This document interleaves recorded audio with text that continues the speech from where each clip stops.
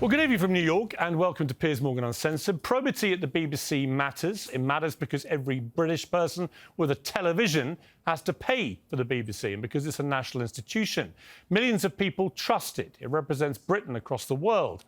So the public has every right to expect that the people running it are fit to bear that responsibility. And once again, they appear to have let us down. This weekend, a major BBC presenter was pulled off air, suspended, and then reported to police over grave and explosive claims that he paid a teenager for explicit sexual pictures. Tonight, a lawyer for the alleged victim, now aged 20, sensationally rejected the claims made by his mother to the Sun newspaper as rubbish.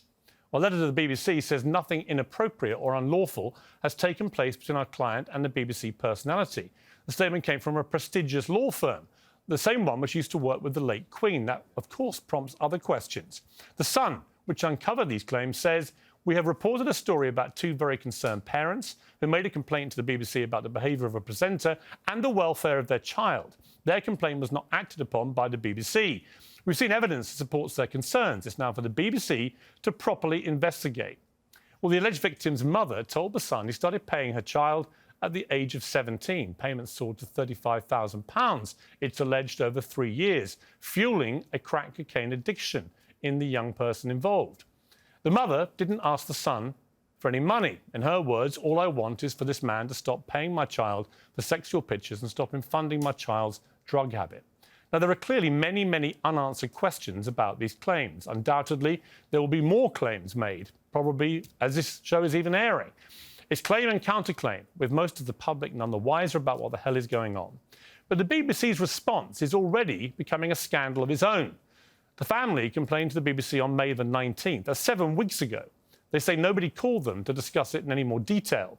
But in the meantime, the presenter stayed on our screens. He attended formal events as a BBC personality. According to the family, he even made another £1,000 payment in June. The Sun splashed its story on Friday night, and the BBC didn't seem to be able to tell even the BBC what it was doing about it. Yesterday, we did have the announcement that the unnamed presenter in question has been suspended by the BBC.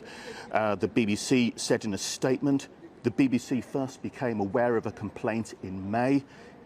New allegations were put to us on Thursday of a different nature, and in addition to our own inquiries, we've also been in touch with external authorities in line with our protocols.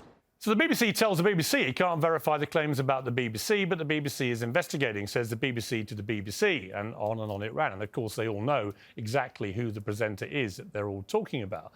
All weekend, other male BBC presenters who've got absolutely nothing to do with this story have been wildly defamed and abused and shamed online. These include Gary Lineker, Nicky Campbell, Jeremy Vine, Ryan Clark, all outed, supposedly, by idiot armchair detectives as the presenter involved in this scandal. And the BBC left them hanging out to dry, forcing them to issue their own furious, and sometimes not so furious, but just accepting denials, accepting because what else can they do, given how social media operates?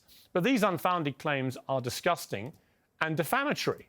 If I were one of those BBC personalities who's been dragged through the mud like this, I'd be suing the people on social media that do this with impunity. And those who make those allegations need to realise that it's serious. It's not a game. You're actually trashing people's entire reputations just for the clicks, and that's not acceptable. Only yesterday did the BBC finally confirm it suspended the presenter and referred the allegations to the police. The Met is now working to establish if there is any evidence of a criminal offence, and says as things stand, there is no formal investigation. Of course, this is the same BBC that flew a helicopter over Sir Cliff Richard's house after false allegations were made against him. The same BBC that harboured Jimmy Savile, that woeful, loathsome predator, for decades. The same BBC and the same Director General Tim Davie, though, who acted without hesitation to suspend Gary Lineker because he tweeted something he didn't like about refugees. There seems a warped sense of priorities here, and it's causing a lot of unrest amid other BBC staff. It seems to be a failure wrapped up in a fiasco inside a farce against the backdrop of the scandal of Philip Schofield at ITV, which rocked British television and the country. Frankly, the hesitation looks even more unforgivable. And whatever the truth about these allegations, and we do need to get to the truth very quickly, BBC leaders have managed to put another nail in the coffin of our trust in the BBC.